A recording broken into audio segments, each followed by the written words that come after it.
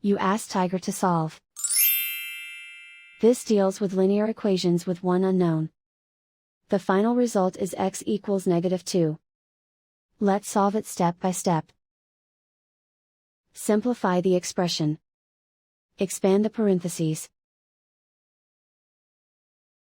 Simplify the arithmetic. Group all x terms on the left side of the equation.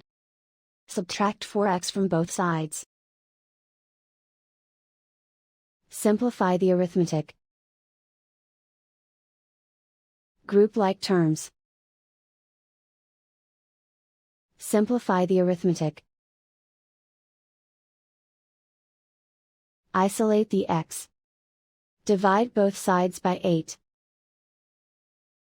Simplify the fraction. Find the greatest common factor of the numerator and denominator. Factor out and cancel the greatest common factor.